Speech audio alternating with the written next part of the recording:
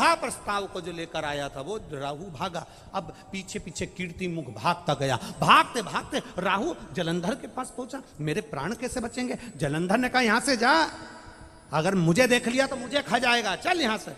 जलंधर ने भी भगा दिया। भागते भागते सब दूर गया। ब्रह्मा जी के पास में गया, इंद्र के पास गया, नारायण के पास गया, सब दूर जाकर आया, पर उसके प्राण बचाने वाला कोई नहीं था।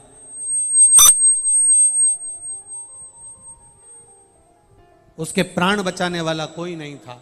भागते भागते भागते भागते आखिरी में उसने देख लिया कि कोई प्राण नहीं बचा रहा।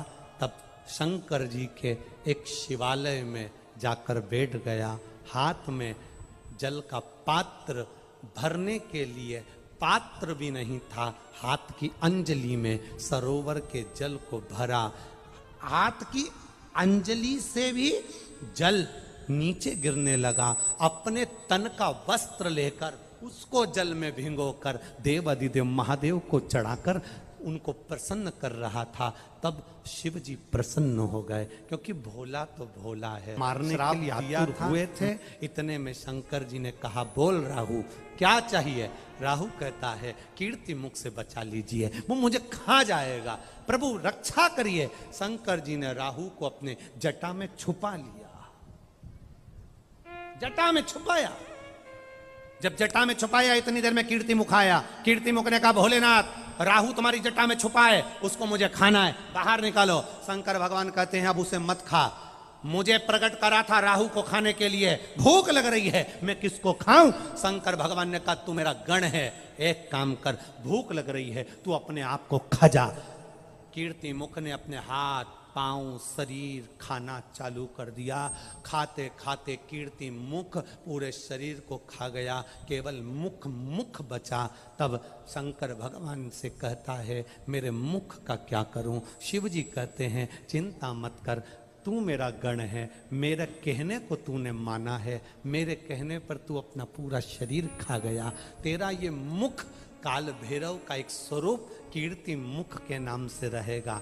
पूरे मृत्यु लोक में जितने देवालय, जितने शिवालय, जितने मंदिर रहेंगे, उस मंदिर के गेट पर तेरा मुख लगाया जाएगा। कभी भी आपने एक मुख मंदिर के गेट पर देखा होगा? जीवान बाहर निकली है, भयंकर सा मुख है। किसी किसी मंदिर में तुमने देखा होगा दरवाजे पर बिल्कुल बीच में लगा हुआ वो मुख नजर आता है। वो शंकर भगवान ने जिसको प्रकट करा था वो कीर्तिमुख था। शिव जी ने कहा सुन कीर्तिमुख, तू काल भैरव का स्वरूप रहेगा, तू भैरव का स्वरूप रहेगा। मंदिर में, देवालय में, शिवालय में, दरवाजे पर तू बैठा रहेगा, चौखट पर तू बैठा रहेगा। किसी मंदिर में तुमने देखा होगा दरवाजे पर बिल्कुल बीच में लगा हुआ वो मुख नजर आता है। वो शंकर भगवान ने जिसको प्रकट करा था वो कीर्तिमुख था। शिव जी ने कहा सुन कीर्तिमुख, तू काल भैरव का स्वरूप रहेगा, तू भैरव का स्वरूप रहेगा। मंदिर में, देवालय में, शिवालय में, दरवाजे पर तू बैठा रहेगा, चौखट पर तू बैठा रहेगा। जो शिवालय के अंदर जल चढ़ाने के लिए प्रवेश करेगा उसके अंदर जितना दुख होगा, जितनी तकलीफ होगी, जितना कष्ट होगा, जितनी बीमारी होगी, जितना रोग होगा, जो शंकर के मंदिर में एक लोटा जल लेकर प्रवेश करेगा, भरे हुए पात्र को जब तू देखेगा तेरी दृष्टि उस पात्र पर पड़ेगी, और जो अंदर प्रवेश करेगा उसको कितनी भी बड़ी बीमारी हो उसको तुझे खा जाना है, उस बीमारी को तुझे निगल जाना है। बस कीर्तिमुख का काम इतना है कि जल चढ़ाने वाले के दुख को, जल चढ़ाने वाले की तकलीफ को, जल चढ़ाने वाले की बीमारी को कीर्तिमुख उसको निगल जाता है, कीर्तिमुख उसको खा जाता है, उस बीमारी को समाप्त कर दे। कई लोग कहते गुरुजी ये आप कहते हो शंकर जी के मंदिर जाया करो, एक लोटा जल चढ़ाया करो, एक बेलपत्री का सेवन करा करो, इससे होता क्या है? इससे लोगों की बीमारियां समाप्त हो रही। इतने पत्र आते हैं, इतने लेटर आते हैं, ये जितने पत्र आते हैं हम सब यहीं छोड़ कर जाते हैं। आपके जितने जितने जिसको अगर संशय हो इन पत्रों को पढ़ना, और इनके ऊपर इनका mobile number, address, phone number सब लिखा, इनके घर चले जाओ। जिनको संशय हो वो जरूर जाए इनके घर पर।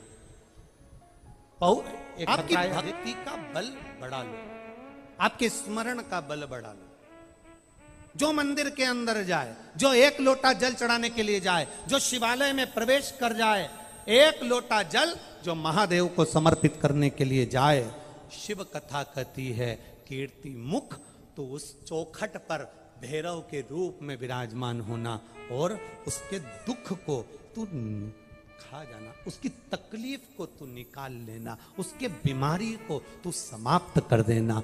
बस मंदिर की चौखट, लोग कहते हैं मंदिर जाने से क्या फायदा होता है, मंदिर में प्रवेश करने से क्या होता है, मंदिर के अंदर जाने से क्या होता है, शिवालय में जाने से क्या होता है, शंकर के मंदिर में प्रवेश करने से क्या होता है। उसका एक फल है, आप मंदिर के अंदर पांव रखकर देखो तो, आप भीतर प्रवेश कर कर देखो तो।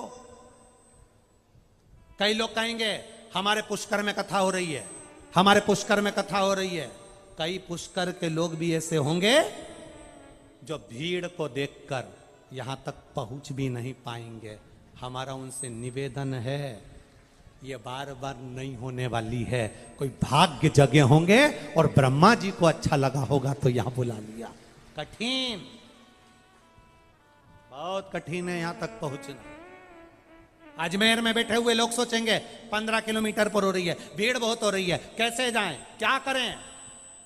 कुछ तो होगा शिव पुराण में जो ये जयपुर से, बीकानेर से, फलोदी से, राजस्थान में ना जाने कहाँ कहाँ से, पंजाब, हरियाणा, ऐसी ना जाने कहाँ कहाँ से यहाँ है। कुछ तो इनकी झोली में बाबा ने भरा होगा, तब तो ये यहाँ पहुँचे हैं। और बाबा लुटाने के लिए आया, और अगर आप उसके दरवाजे तक पहुँचकर नहीं लूट पाए तो तुम्हारी जिंदगी बेकार है महाराज। गए वो लुटाने को आया।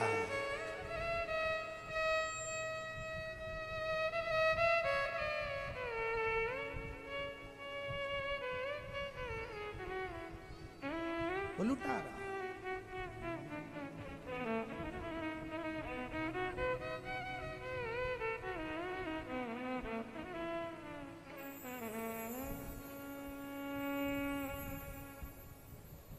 शिव के हम शिव के भरोसे पर, हम शंकर के भरोसे पर, हम उसकी दृढ़ता के भरोसे पर आप जाओ। शंकर के मन, दुनिया के लोग कहेंगे शिव जी पे चढ़ाकर जल नहीं पीना चाहिए, कोई कहेगा नारी को शिवलिंग नहीं छूना चाहिए, कोई कहेगा एक कन्या को शंकर जी का शिवलिंग का स्नान नहीं कराना चाहिए, कोई कहेगा ऐसे हो जाओगे, कोई कहेगा वैसे हो जाओगे, कोई कहेगा तुम कुत्ता बन जाओगे, तो कोई कहेगा घोड़ा बन जाओगे। तो जो तुमसे कहे कि मरने के बाद कुत्ता बन जाएंगे तो उनसे पूछना तुम देख के आए थे क्या? किसने देखा? यहां तक शिव पुराण की कथा कह रही है, हमने तो बैकुंठ भी नहीं देखा, और राजस्थान वालों ने देखा हो तो बात दूसरी है। हमने तो पुष्कर देखा है, और पुष्कर देख लिया मतलब बैकुंठ देख लिया, बस बराबर है, एक ही बात है। हमने बैकुंठ नहीं देखा। हाँ, कोई दूसरे हो जिन्होंने बैकुंठ देखा हो और जो कह दें कि तुम ऐसा करोगे तो बैकुंठ नहीं जा पाओगे, नरक चले जाओगे, तो उनसे पूछना तुम नरक गए थे क्या, देख के आए थे क्या, माँ किस तरह की गाड़ी है, फोर व्हीलर, पूछना स्कॉर्पियो है कि टवेरा है, पूछो उनसे। हम ना बैकुंठ की बात करते हैं, ना हम नरक की बात करते हैं। आज तक इतनी शिव पुराण की कथा बाची, एक बार भी हमने इस व्यासपीठ से ये नहीं कहा कि तुम ऐसा करोगे तो नरक चले जाओगे। हमने ये भी नहीं कहा कि ऐसा करोगे तो बैकुंठ चले जाओगे। बोला कभी? कुछ नहीं बोला। इतना जरूर कहा कि मंदिर तक जाओगे तो तुम्हें बैकुंठ जाने की जरूरत नहीं पड़ेगी, बैकुंठ वाला टार्च लेके तुम्हें ढूंढता हुआ यहां जरूर आएगा। तुम काहे को जाओ? वो गाना याद कर लो, मैं ससुराल नहीं जाऊंगी, डोली रख दो कहारो, पहला संदेशा यमराज का आया, ये काले जेठ जी के साथ नहीं जाऊंगा। अगला संदेशा चित्रगुप्त का आया, ये डोकरा के साथ नहीं जाऊंगा। आखिरी संदेशा महाराज पिया जी का आया, मेरे भोलेनाथ का आया, तो नंदी पे बैठ के चले जाऊं, बस हक चाहिए क्या? नहीं जाऊं इसके साथ, नहीं जाना, जा।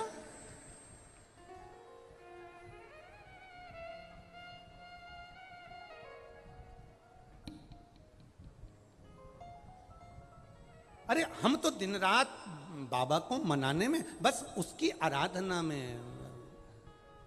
अरे मंदिर लगी रोशनी बुझाऊं कैसे, मारा रूसी गया भोलेनाथ मनाऊं कैसे। ओ तांबा का हंडा में, अरे तांबा का हंडा में तातो धरो पानी, अरे नहाए नहीं भोला नीलाऊ कैसे। ओ मारा रूसी गया भोला नाट मनाऊं कैसे। अब हम परमात्मा को रिझाएं कैसे, हम उसको मनाएं कैसे। अरे सोना की थाली में भोजन परोसा, अरे सोना की थाली में भोजन परोसा, अरे खाए नहीं भोला खिलाऊं कैसे, मारा रूसी गया भोला ना मनाऊं कैसे। अब वो खाए नहीं तो खिलाऊं कैसे, नहाए नहीं तो नहवाऊं कैसे, ये अपने ऊपर है। हम जाएं महादेव को रिझाएं, शंकर को हम जब रिझाएंगे तो हमारा जीवन सार्थक होगा। जब जीवन सार्थक होगा वो दुख को खींचेगा, कष्ट को खींचेगा, बीमारी को खींचेगा, तकलीफ को खींचेगा, सारी समस्या का हल हम उसके मंदिर में उसको रिझाने के लिए पहुंचे। हम धन दौलत संपदा सत्ता वैभव, कोई कहता है सीवर वाला महाराज तो टोट के बता देता है, उपाय बता देता है, तो हम तो तुम जो समझो ना, टोटका समझो, उपाय समझो, कुछ भी समझो, पर कैसे भी जाओ, पर शंकर के मंदिर जाओ, अपना दुख मिटाने के लिए जाओ, शिव को पाने के लिए जाओ। तुम जाओ तो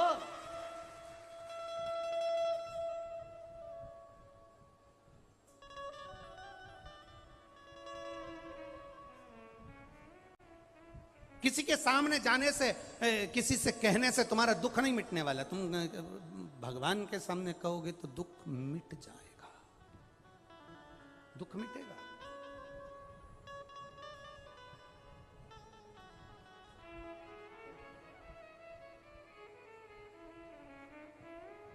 कहने से घटता है। एक बार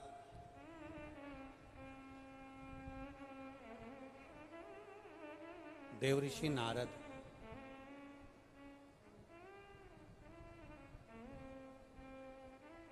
जिनके भीतर अहंकार आ गया, तब साधना करी उन्होंने और अभिमान भीतर समाता गया, समाता।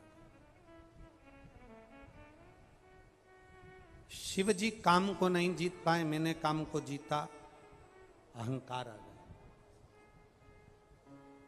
मना करा था, भोलेनाथ जी ने कहा था कि यह बात आप देवऋषि नारद नारायण को मत कहना। शंकर भगवान ने कहा कि नारायण मेरी निंदा कभी नहीं सुन सकते। शंकर की पूजन करने वाले की, शिव की स्मरण करने वाले की, शंकर की भक्ति में डूबने वाले की, शंकर के भजन में डूबने वाले की कभी निंदा मत करो, क्योंकि तुम उसकी निंदा करते हो तो शंकर का भजन करने वाला तुम्हारी निंदा का जवाब नहीं देता। शंकर भगवान का भजन करने वाले का जवाब स्वयं शंकर ही देता है, स्वयं शंकर। और ये देवऋषि नारद के भीतर अहंकार जाग गया और कहां पहुंचे, सीधे पहुंच गए भगवान नारायण के पास में। नारायण के पास में पहुंचे तो उन्होंने देखा कि देवऋषि नारद के भीतर अहंकार आया और उन्होंने उनका बंदर का मुख बनाया। देवऋषि नारद का अभिमत्ता अभी भी समाप्त नहीं हुआ और सीधे आ गए पुष्कर राज की धरा पर। गर्ग संहिता वर्णन कर रही है, सीधे कुर्म पुराण वर्णन कर रही है, नारद पुराण वर्णन कर रही है। देवऋषि नारद आ गए पुष्कर राज की भूमि पर, जहां पर भगवान ब्रह्मा जी बैठे हुए थे और नारद जी ने उनका गुणगान गाना चालू करा। साथ में उनके माता गायत्री बैठी थी उनके नजदीक में। अब उनके नजदीक में माता गायत्री बैठी हैं, मां सावित्री उनके पास से चली गई हैं, माता गायत्री उनके नजदीक में बैठी थी। अब देवऋषि नारद को भगवान नारायण ने समझाया था कि देखो अहमता में मत पड़ना, अहंकार में मत पड़ना, अभिमत्ता से दूर रहना। पर नारद जी ने सोचा शंकर भगवान ने मुझे ज्ञान दिया, भगवान विष्णु ने मुझे ज्ञान दिया, सब मुझे कह रहे हैं कि तुम्हें अहंकार हो गया, तुम्हें अहंकार हो गया, परंतु ये मुझे जानते नहीं है मेरी गायन विद्या कितनी प्रबल है, मेरी विद्या का मुझे कितना आनंद है। मैं अगर भजन कर दूं, मैं गाना गा दूं, मैं संगीत की विद्या का आनंद कर दूं तो सब मेरे पीछे हैं। अब पुष्कर राज की भूमि पर आकर देवऋषि नारद ने गायन विद्या करना प्रारंभ करी। जो गायन विद्या देवऋषि नारद ने चालू करा, गाना प्रारंभ करा, जो गाना प्रारंभ करा, नारद जी क्या गा रहे थे? ब्रह्मा जी का यश गुण।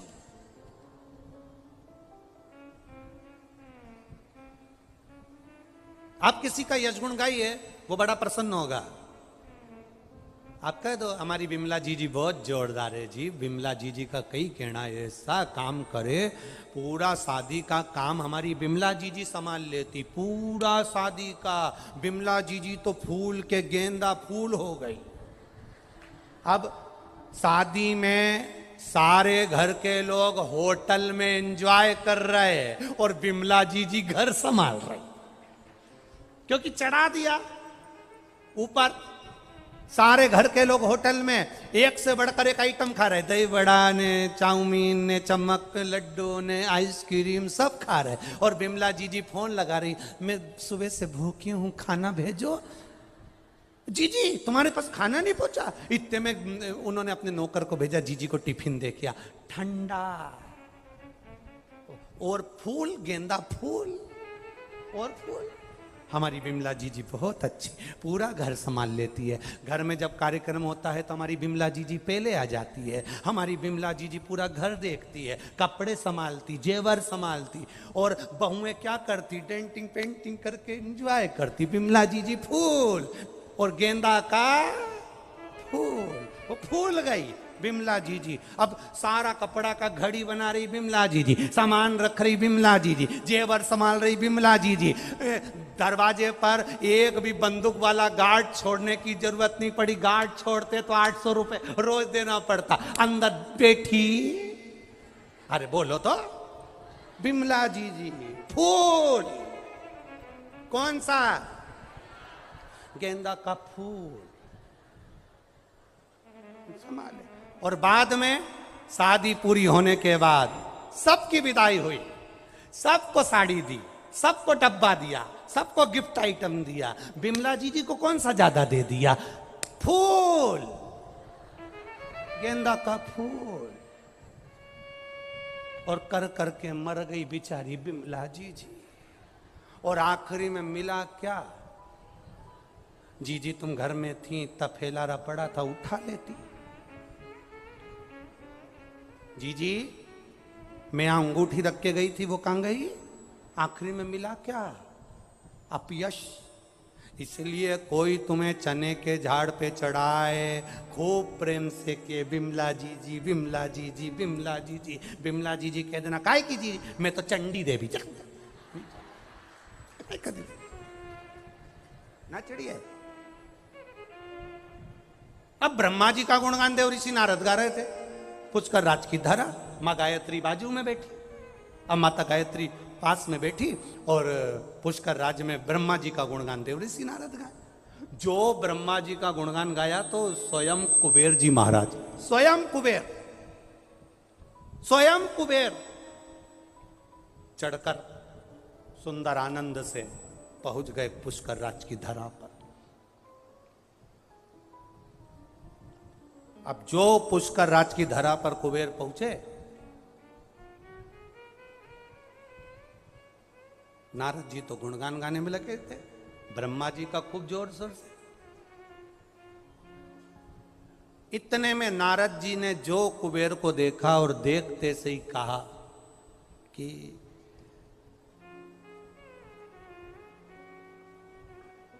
ये कुबेर के धन में जो खजाना नहीं, वो खजाना मेरी वाणी में है।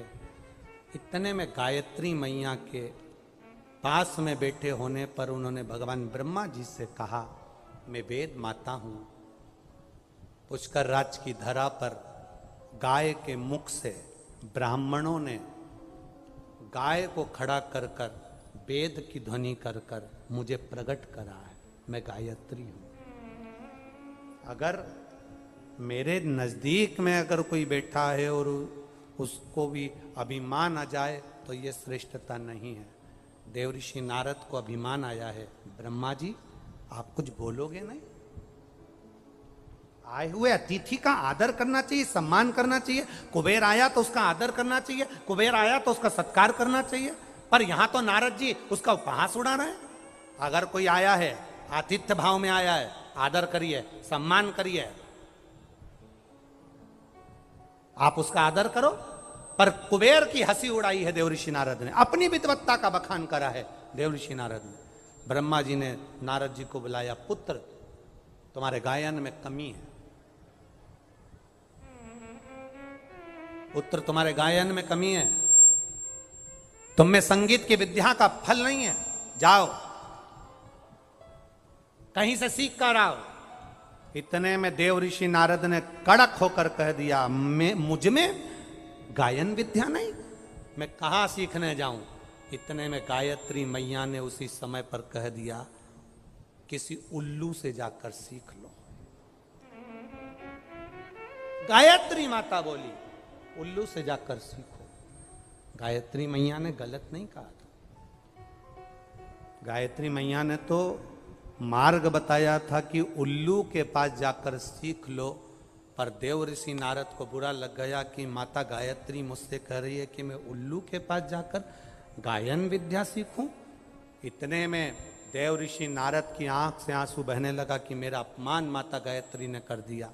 ब्रह्मा जी ने कहा, गायत्री ने तुम्हारा अपमान नहीं करा, वो वेद माता है, वेद की ध्वनि करने वाली है, संसार का उद्धार करने वाली है, मंद बुद्धि को भी बुद्धि देने वाली है, अज्ञानी को ज्ञान देने वाली है। वो वेद माता साधारण नहीं है। तुझे अहंकार में देखकर कहा कि उल्लू से जाकर सीखो तो तुम्हें क्रोध नहीं आना चाहिए, जाओ। गायत्री माता ने कहा ना उल्लू के पास में जाओ, तो गायत्री ने कोई दूसरे उल्लू के पास तुमको नहीं भेजा है। जो उल्लू लक्ष्मी जी के पास रहता है उस उल्लू के पास जाओ। कौन सा उल्लू? जम के बोलो जरा। जो लक्ष्मी जी के पास है। ब्रह्मा जी से नारद जी ने पूछा, सारे उल्लुओं में वो उल्लू श्रेष्ठ क्यों है? मैं क्यों उस उल्लू के पास वेद विद्या सीखने के लिए, गायन विद्या सीखने के लिए जाऊंगा? आखिर उस उल्लू में क्या है? ब्रह्मा जी तो बाद में बोला, माता गायत्री ने कह दिया, सुनो देवऋषि नारद, जिस लक्ष्मी जी के पास में उल्लू है उसका नाम गणबंधु उल्लू है। क्या नाम है उसका? गणबंधु। उस उल्लू का नाम है जो लक्ष्मी जी के पास रहता है। क्या नाम है उसका? गणबंधु। गायत्री माता कह रही हैं वो उल्लू साधारण नहीं है, चुप रहकर बैठता है। दुनिया के लोग उसको उल्लू समझते हैं, पर वो उल्लू साधारण नहीं। कई लोग संसार सागर में नारद जी ऐसे हैं जिनको खूब व्यक्ति जब पढ़ लिख जाता है, विद्वान बन जाता है, अहंकार में फूल जाता है, तो अपने घर में कोई कोई व्यक्ति ऐसा रहता है सीधा, जिसको लोग केवल उल्लू ही समझते हैं, पर वो उल्लू नहीं रहता, उसके अंदर धैर्य, ज्ञान और विद्वत्ता रहती है, साधारण नहीं हो सकता।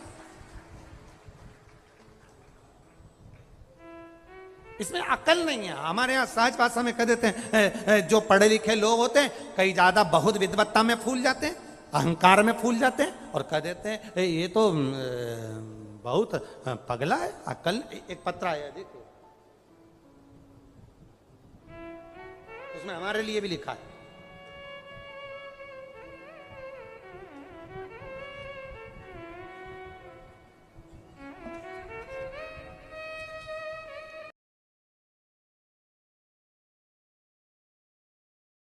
आई है।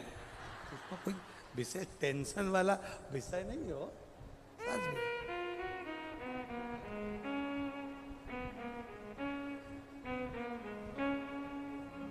शिव शंकर सती मैया जो जलकर भस्म हुई, हिमालय राज के यहाँ मैनावती के गर्भ से पार्वती मैया का जन्म हुआ। सुंदर भोलेनाथ जी के साथ में, उनके भाव के साथ में तप साधना में लगी। एक भ्रम दुनिया के लोगों में फैला हुआ है। कई लोग कहते हैं पार्वती जी शंकर जी को भांग घोट घोट कर पिलाती हैं।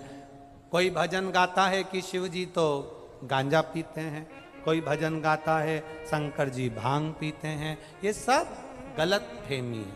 मेरे भारत की बेटियां, मेरे भारत की नारी, मेरे भारत की स्त्री अपने पति को तंबाकू खाता देखना पसंद नहीं करती, तो पार्वती जी भांग कैसे पिला सकती है?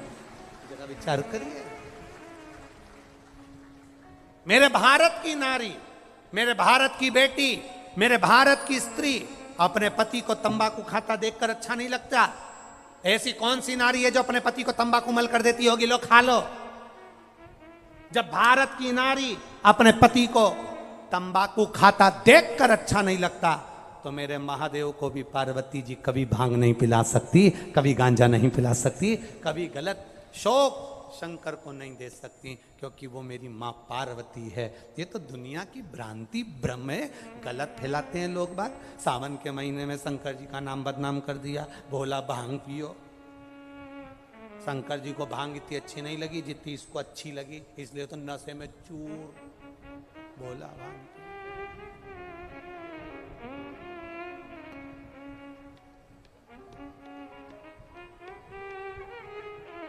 शिव जी की बारात आ गई। हो जुगे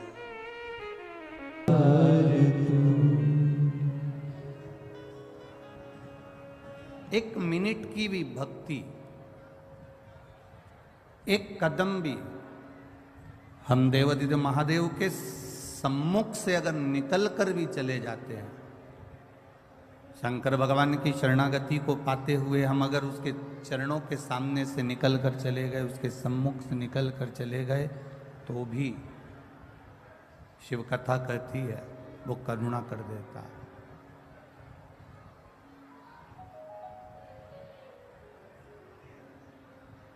जैसे डमरू का नाद करने पर, डमरू बजा देने पर 14 शब्द,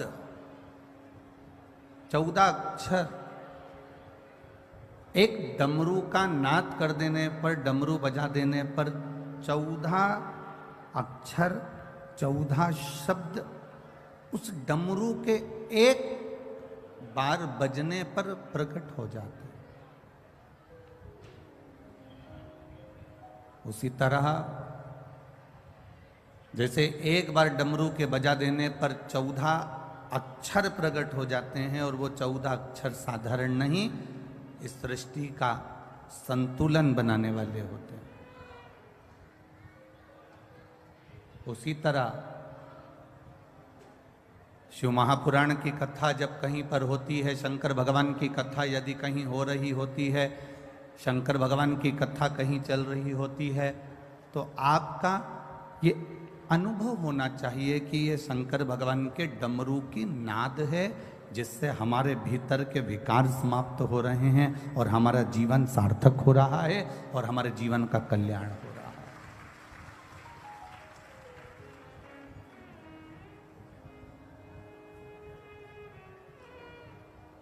शंकर के मंदिर के सामने से भी निकल कर जा रहे हो, शिव जी के मंदिर के सम्मुख से भी निकल कर जा रहे हो, शिवालय के सामने से भी अगर आप निकल कर जा रहे हो, तो आपके जीवन की सार्थकता।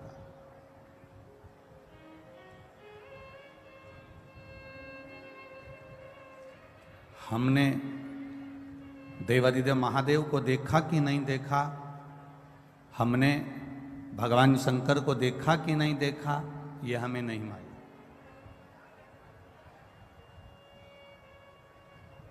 पर एक अनुभव अपनी जिंदगी में करिएगा, एक अंदाजा अपने जीवन में लगा कर रखिएगा। आप शिव जी को देखे कि ना देखे, हमने शंकर भगवान को देखा कि नहीं देखा, पर इतना जरूर है, जो शंकर भगवान के नाम का उच्चारण करता है, जो शिव जी के नाम को पुकारता है, या उसके दरवाजे के सामने से भी निकल कर चले जाता है, मेरा देवादिदेव महादेव एक बार उस पर अपनी कृपा की दृष्टि कर ही देता है। आप निकले उसके द्वार से, आप निकल कर अगर उसके दरवाजे के सामने से जा रहे हो, उसकी चौखट के सामने से जा रहे हो, उसके द्वार के सामने से जा रहे हो, तो वो कृपा करता जरूर है, वो दया अवश्य करेगा।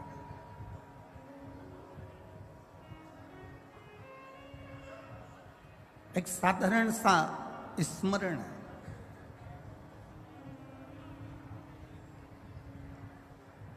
एक प्लास्टिक की थैली को जलाकर देखना तो उसमें प्लास्टिक की गंध आएगी।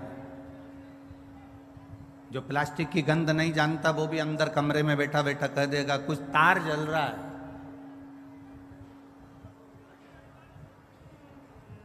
घर का एक साधारण से साधारण बच्चा भी कह देगा मम्मी कुछ जलने की बदबू आ रही है। एक लकड़ी जलती है तो उसकी गंध आती है कि कोई लकड़ी जला रहा है। एक कागज जलता है तो उसकी गंध आती है कि कोई कागज जला रहा है।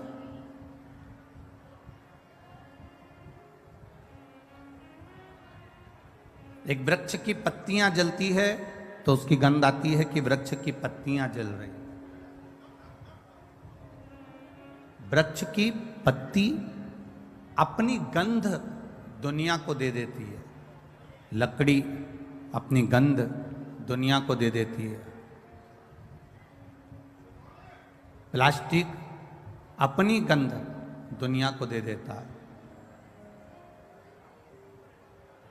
जो चीज जल रही है वो अपनी गंध दुनिया को दे रहा है।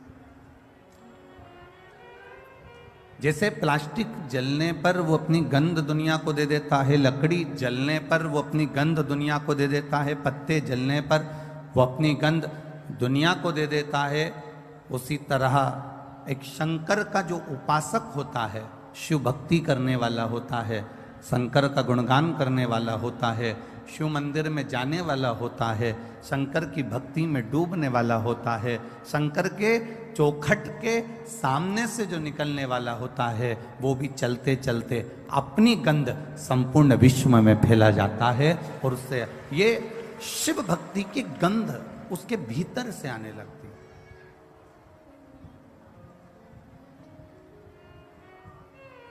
शिव महापुराण की कथा कहती है जरूरी नहीं कि आप मंदिर में जाएं तो दिया जलाएं, जरूरी नहीं कि आप मंदिर में जा रहे हैं तो एक लोटा जल चढ़ाएं, जरूरी नहीं कि आप मंदिर में जाएं तो बेलपत्र चढ़ाएं, जरूरी नहीं कि मंदिर में जाएं तो चावल का दाना चढ़ाएं, जरूरी नहीं कि मंदिर में जाएं तो आप पुष्प चढ़ाएं। शिव महापुराण की कथा ये भी कहती है कि जरूरी नहीं कि आप मंदिर में कुछ लेकर जाएंगे तो शंकर भगवान प्रसन्न होंगे। जरूरी यह है कि अगर मंदिर में पहुंच भी गए हो और अपने दोनों हाथों का प्रयोग आपने मंदिर की सफाई में भी कर दिया तो वो बेलपत्र और जल चढ़ाने से बड़ा होता है। मंदिर की देखभाल में कर दिया तो वो मंदिर में सुख प्रदान करने से ज्यादा प्रबल होता है।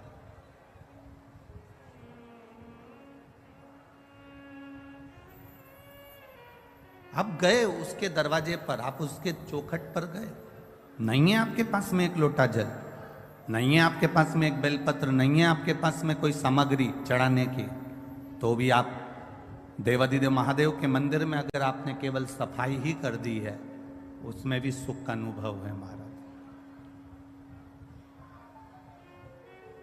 चढ़े हुए बेलपत्र से भी आपने भोलेनाथ जी का श्रृंगार कर दिया, उसमें भी आपका सुख है महाराज। और इतना भी जाने दो, अगर मंदिर के दरवाजे से मंदिर के अंदर प्रवेश भी नहीं कर पाए तो केवल मंदिर की चौखट के सामने से निकलते निकलते उसके शिखर का मात्र दर्शन भी कर लिया तो समझ लो कि हमारी जीवन की सार्थकता हो गई, हमारा जीवन धन्य हो गया।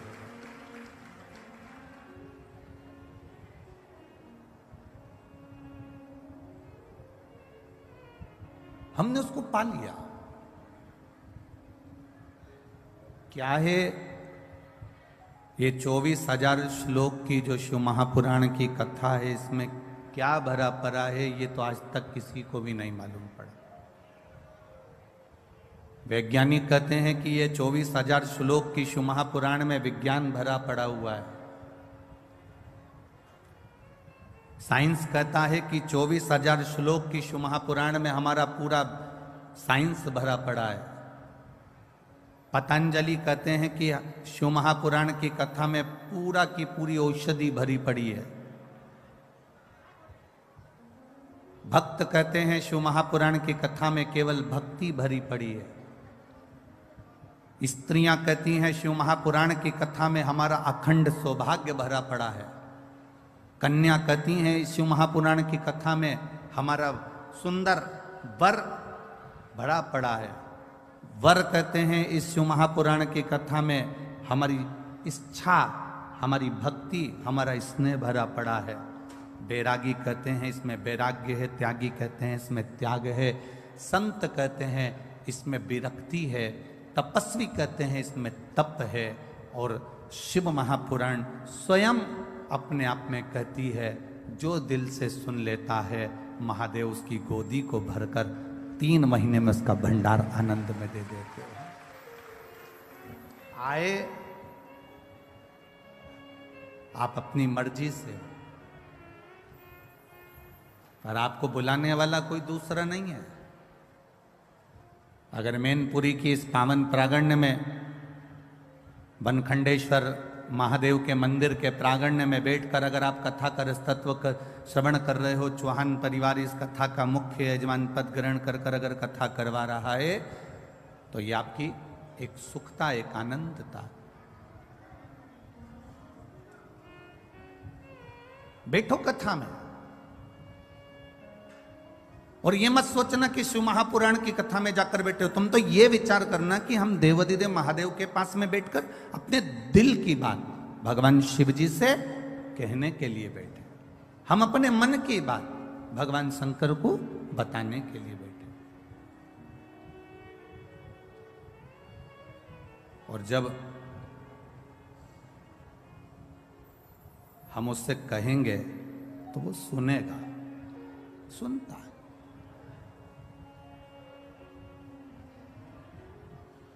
कोई कहे कि गुरुजी पहले दिन की कथा सुनना चाहिए कि दूसरे दिन की कथा सुनना चाहिए कि तीसरे दिन की कथा सुनना चाहिए कि चौथे दिन की कथा सुनना चाहिए, 5वें दिन की सुने, 6ठे दिन की सुने, 7वें दिन की सुने, सुने कब की?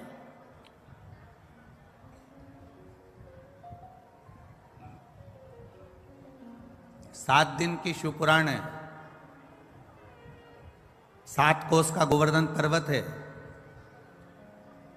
7 वर्ष की अवस्था में भगवान कृष्ण ने पर्वत को उठाया था। 7 दिन में आपका और हमारा जन्म हुआ है। रविवार, सोमवार, मंगलवार, बुधवार, गुरुवार, शुक्रवार, शनिवार, ये 7 दिन में आप भी पैदा हुए और हम भी पैदा हुए। कोई रविवार को हो गया, कोई सोमवार को हो गया, कोई मंगलवार को हो गया, कोई बुधवार को हो गया, कोई शुक्रवार को हो गया, कोई शनिवार को हो गया। 7 दिन में अगर जन्म हुआ है तो 7 दिन में ही हमारी मृत्यु भी है। अलग से कोई दिन हमारे लिए मरने के लिए नहीं आएगा। रविवार को जन्म हुआ, सोमवार को बड़े हुए, मंगलवार को ब्याह हुआ, बुधवार को बच्चे हुए, गुरुवार को बीमार पड़े, शुक्रवार को हॉस्पिटल गए और शनिवार को सीताराम हो गए। ये 7 दिन ऐसे ही निकल गए। अब इन 7 दिन में से अगर एक क्षण, एक दिन, एक पल, एक घड़ी, यहां तक शिव महापुराण की कथा कहती है कि एक क्षण की भी अगर हमने शिव महापुराण की कथा को श्रवण करा है तो हमने अपनी जिंदगी को सार्थक बना लिया। हमने अपने जीवन की सार्थकता प्रकट कर दी। कोई कहे कि पहले दिन की कथा सुने कि दूसरे दिन की कथा सुने कि तीसरे दिन की सुने, जिससे भगवान हमारे मन की मनोरथ पूर्ण कर दे। हम कहते जो दिन आपको मिल जाए, जो क्षण आपको मिल जाए, जो पल आपको मिल जाए, जो घड़ी आपको मिल जाए, आप उस बीच में भगवत भजन करें। कोई गारंटी है? अरे बोलो तो रे मैनपुरी वालों, कोई गारंटी है कि तुम 80 साल जियोगे कि 70 साल जियोगे कि 100 साल जियोगे कि 50 साल जियोगे? यहाँ तो शिव पुराण की कथा कहती है एक दिन की भी गारंटी नहीं है महाराज। एक कपड़ा लेकर आते हो तो उसकी गारंटी दे देता है, मेरी 1 साल की गारंटी है कि इस कपड़े का कलर नहीं जाएगा। एसी लेकर आते हो तो उसकी गारंटी हो जाती है सीमेंट की बोरी लेकर आते हो तो उसकी गारंटी हो जाती है, ईंट लेकर आते हो तो उसकी गारंटी हो जाती है, सरिया लेकर आते हो तो उसकी गारंटी हो जाती है, कूलर फ्रिज लेकर आते हो तो उसकी गारंटी हो जाती है। पर केवल किसी को ले जाकर अपनी पत्रिका भी दिखा दोगे और वो पंडित जी ने कह दिया कि ये तो 80 साल जिएगा, तो तुम पंडित जी से कह दो कि लिख कर दे दो कि गारंटी कार्ड बना दो कि मैं 80 साल तक जीऊंगा, तो पंडित जी भी कह देंगे ये कोई भरोसा नहीं कि तू 80 साल जिएगा, क्योंकि शरीर की कोई गारंटी नहीं, ये कब चले जाए, इसका प्राण पखेरु कब समाप्त हो जाएगा, इसकी कोई गारंटी।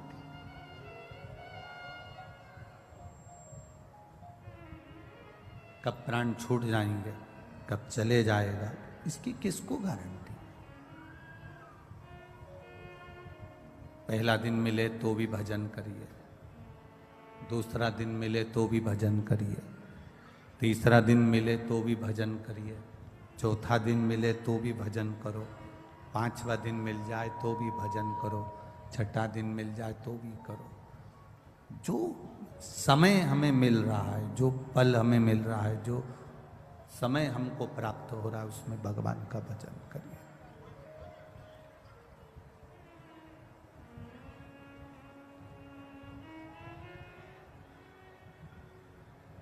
एक देवराज नाम का ब्राह्मण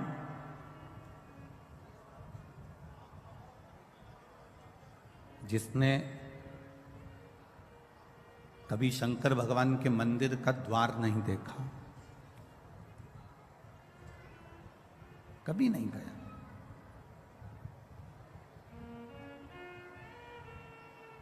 पहली बार चोरी का सामान लेकर शिव जी के मंदिर में पहुंचा, पहली बार। आप में से कई लोग ऐसे होंगे जो पहली बार शिव महापुराण की कथा में पहुंच रहे होंगे। अब एक अंदाजा लगाना कि वो तो चोर था, ब्राह्मण के घर में जन्म जरूर ले लिया था उसने, पर उसने चोरी का धन लेकर अपने पास में रखकर चोरी का सामान लेकर शंकर के मंदिर में पहुंचा था।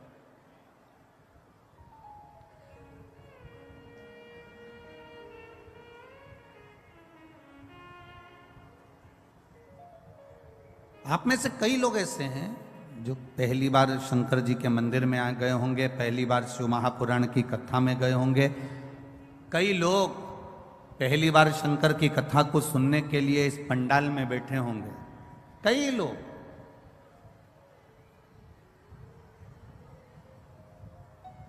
देवराज भी पहली बार भगवान शिव के दौर पर गया, देवराज भी पहली बार भगवान शंकर के मंदिर गया, पहली बार। वो भी चोरी का धन था, शरीर में ताप था, बुखार आ रहा था, शरीर में कष्ट भरा हुआ था, शरीर में कष्ट हो रहा था, इसलिए वो शिव जी के मंदिर में जाकर थोड़ा सा उसको लगा कि मुझे ठंड लग रही है, मुझे बहुत तेज ताप हो रहा है, मुझे बहुत तेज बुखार हो रहा है, तो वो थोड़ा सा एक जगह जाकर छुप गया, मंदिर के अंदर उसने शरणागति ले ली।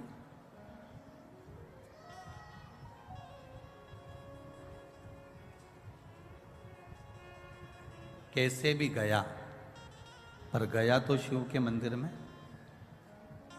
कैसे भी पहुंचा पर गया तो भगवान शंकर के मंदिर में। अधिक मास की कथा कहती है, आप लोगों ने श्रवण किया होगा। अधिक मास की कथा में वर्णन आता है राजा बलि का जो चरित्र है।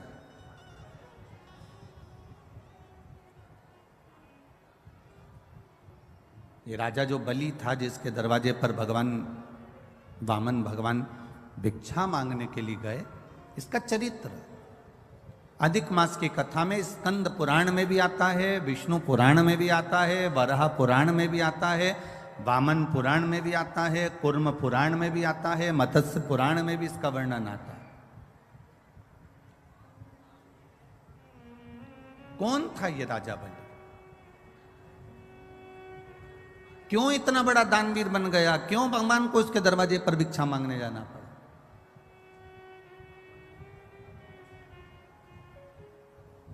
एक जुआरी था ये, बहुत बड़ा जुआरी, केवल जुआ खेलता था, इतना बड़ा दोस्तों के साथ बैठकर जो जुआ खेलना चालू करा, जुआ चलता रहा, हर बार हारता था। जुए में आज तक नहीं जीता। कभी उसने जुए में विजय प्राप्त करी ही नहीं, कभी जीत ही नहीं पाए। जितने लोग आस्था चैनल पर कथा सुन रहे हैं, जितने फेसबुक यूट्यूब पर कथा सुन रहे हैं, और जितने इस मैनपुरी के पावन प्रागण्य में वनखंडेश्वर मंदिर के इस पावन प्रागण्य में कथा सुन रहे हैं, बड़े सावधानी से सुनिएगा। कभी नहीं जीता, जुआरी था। अब जुए में लिप्त रहा करता था, जुआ खेला करता था, जुए में लगा रहता था। एक दिन एक शंकर भगवान के कोई उपासक, शिव के कोई भक्त बैठे थे और भगवान शंकर की आराधना में डूबे हुए थे। जुआरी ने विचार करा कि मैं करूं तो करूं क्या, कि मेरी जीत कैसे हो जाए, मैं जीतूं कैसे, ऐसा कोई कार्य करा जाए जिससे मेरी जीत हो जाए और सब कुछ मेरा हो जाए। परंतु ये आज तक जिंदगी में कभी जीता ही नहीं था।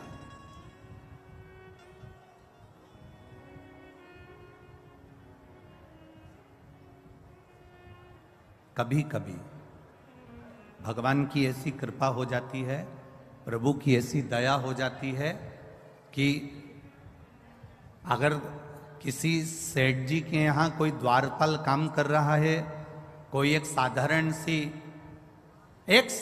सी किसी मंत्री के यहाँ, किसी कलंत्री के यहाँ, किसी संतरी के यहाँ, बहुत बड़े ऑफिसर के यहाँ अगर कोई एक व्यक्ति साधारण सा बेचारा चौकीदारी करता है, कोई काम करता है, कोई साधारण कार्य में लगा रहता है, कभी शिव की उपासना, कभी जीवन में उसकी धर्म पत्नी ने अगर भगवान शंकर की भक्ति करी होती है, शंकर की आराधना करी होती है, शिव तत्व को जाना होता है, तो कभी कभी ऐसी कृपा हो जाती है किसी किसी के यहाँ चौकीदारी करने वाला एक साधारण सा व्यक्ति भी कब राज सिंहासन पर जाकर बैठ जाता है, लोगों को मालूम ही नहीं पड़ पाता है।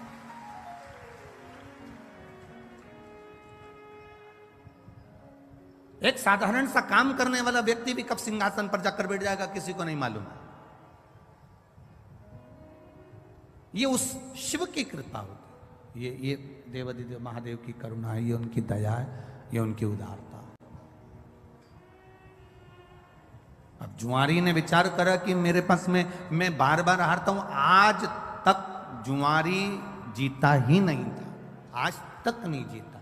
आज पहली बार मंदिर के सामने से जा रहा था, संत आंख बंद करके बैठे हुए थे, उनके पास में उनका कमंडल रखा हुआ था, एक छत्र रखा हुआ था, उन्हीं के पास में एक सुंदर सा आसन रखा हुआ था। अब जुआरी ने विचार करा कि संत नेत्र बंद करके बैठे हैं, क्यों ना इनका सामान चुरा लिया जाए।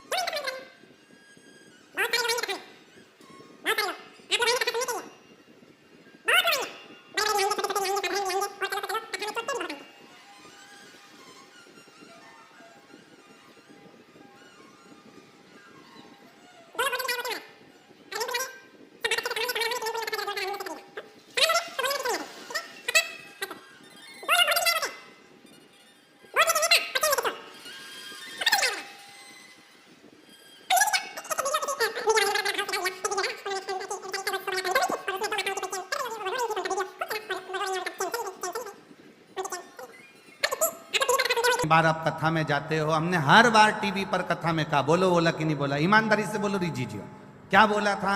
सोने की कोई रकम लेकर कथा में मत जाओ, कीमती सामान लेकर कथा में मत जाओ, अपना कोई सामान लेकर कथा में मत जाओ।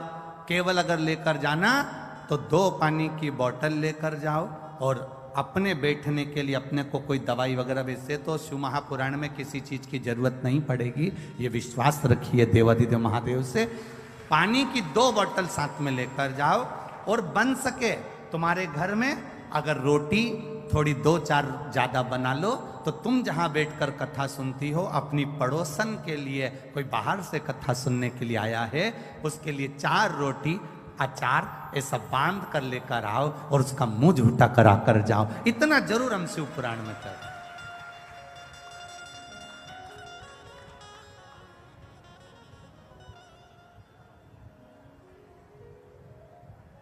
अपने साथ में 2 पानी की बोतल लेकर लो, एक खुद के लिए और जम के बोले एक अड़ोसी, पड़ोसी और पीछे वाला धड़ोसी, तो उसके एक पानी की बोतल जरूर लेकर। और अगर कहीं का बीच में पानी की बोतल देने भी आए तो उसका हाथ जोड़ लो कि मेरे को 3 घंटे की कथा में से 2.5 घंटा सुनना है, आधा घंटा आशीष भैया ले लेते हैं, 2.5 घंटा बचता है, मुझे कथा सुन लेने दो, क्योंकि एक 10 रुपए की बोतल में मेरी करोड़ों की दौलत हाथ से ना खसक जाए, इसलिए मैं हाथ जोड़ूं तुम्हारे, मेरे को नहीं चाहिए। आप अपनी पानी की बोतल अपने पास रखो, मुझे तो केवल कथा सुनना है। बड़ी मुश्किल से मैनपुरी में आई है ये देखो, एक लड़की ने तो बीच बीच में 7-7 दिन के व्रत करे थे मैनपुरी में कथा के लिए, और अभी भी 7 दिन से ये छोटी सी कन्या 7 दिन से कुछ नहीं खाया है, व्रत करके बैठी है केवल मैनपुरी की कथा के लिए। कहाँ है बच्ची वो, बुलाओ उसको, आओ।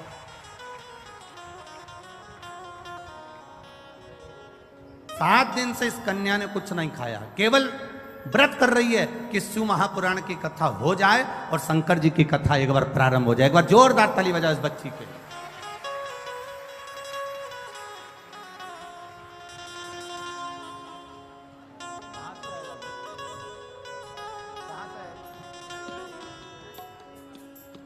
गाजियाबाद से ये बेटी आई है, जोरदार ताली बजाएं इसके लिए। बहुत बहुत सारा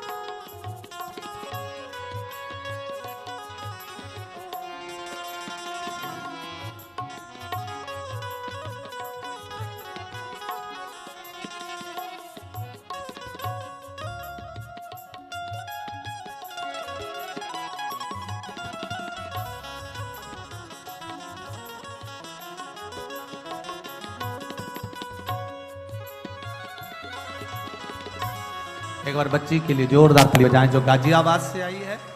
7 दिन के व्रत, और उसके घर के लोग बोल रहे हैं कई बार व्रत रख लिए, केवल पास में कथा नहीं होती, मुझे कोई लेकर नहीं जाता, कथा सुनने को नहीं मिलती। मैं फिर निवेदन करूंगा, 10 रुपए की पानी की बोतल के लिए करोड़ों की जायदाद मत छोड़ देना।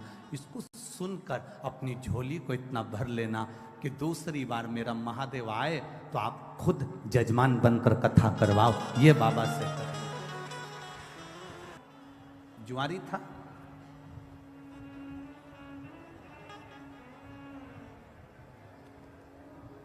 कमंडल, छतरी, आसन ले गए। आते हैं लोग, बहुत आते हैं कथा सुनने के लिए।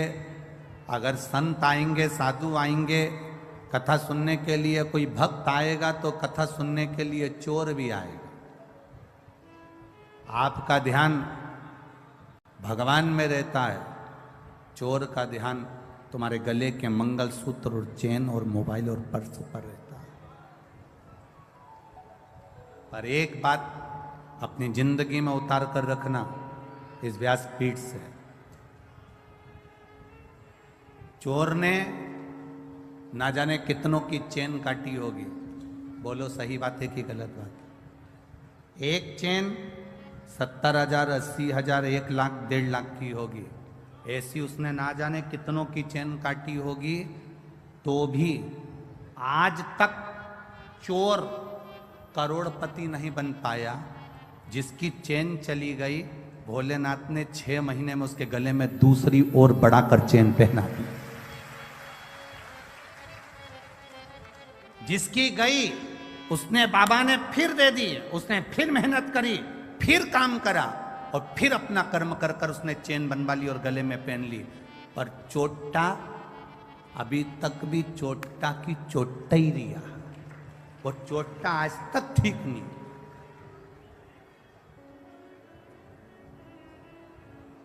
सोने का सामान लेकर मत जाओ। अगर आए हो कथा में तो हम तो बाबा से मिलने के लिए आए, हम बाबा से मांगने के लिए आए, हम बाबा से अपने दिल की बात कहने के लिए आए। दिल की बात।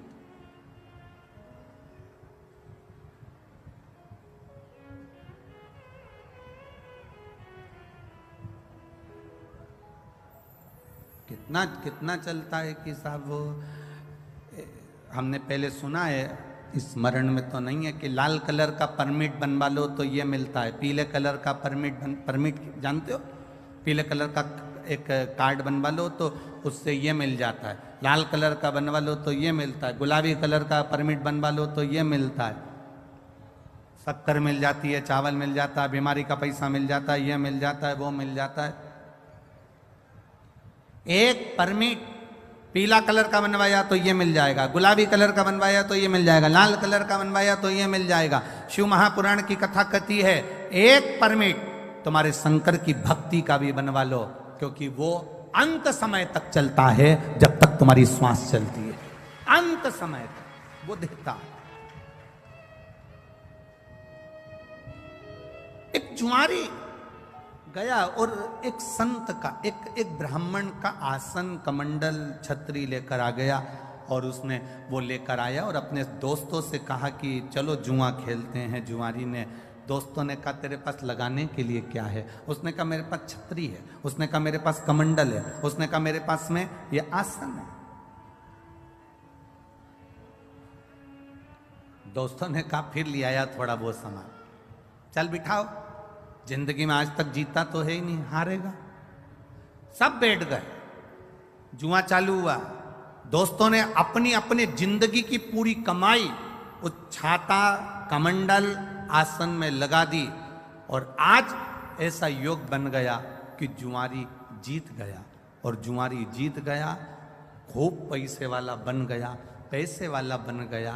तो जब व्यक्ति के पास में धन बढ़ने लगता है, जब व्यक्ति के पास में थोड़ी सी संपदा बढ़ने लगती है, तो उसके 3 मित्र बन जाते हैं।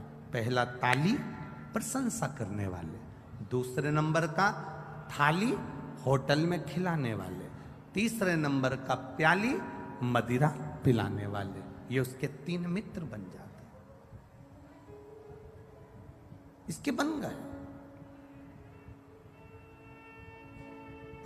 प्रशंसा करने वाले इसके मित्र बन गए, बहुत बढ़िया, कितना पैसा है तेरे पास में, कितनी दौलत है तेरे पास में। लोगों ने इसको होटल में खिलाना चालू कर दिया, अब इसके पैसे से होटल का माल खाना चालू कर दिया। नशे में धुत रहने लगा, और नशे में रहते रहते, होटल में खाते खाते, नशे में रहते रहते एक वेश्या के संग पड़ गया।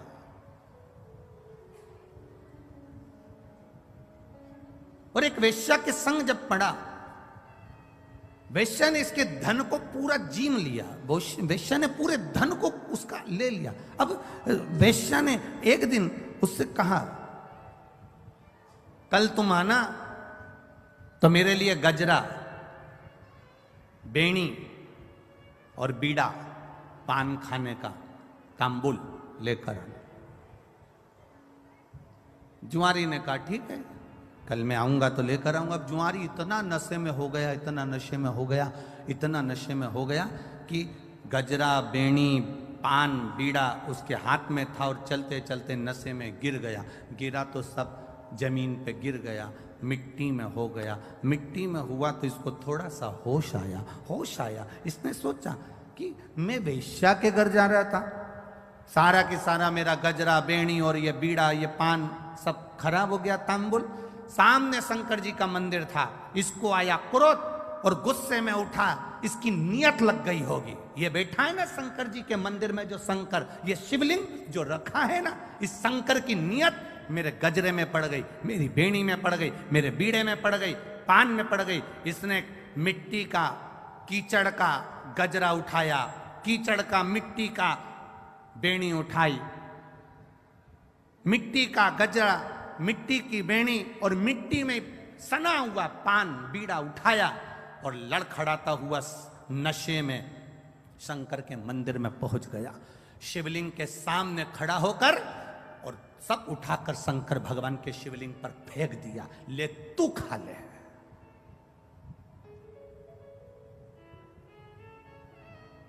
शिवलिंग पर फेंका, ले तू खा। चले गया। 2-3 साल निकल गए। 3 साल के बाद ये मर गया, प्राण छूट गए। गया ऊपर, यम की कैद, यम की सभा में पहुंचा। चित्रगुप्त महाराज से कहा गया,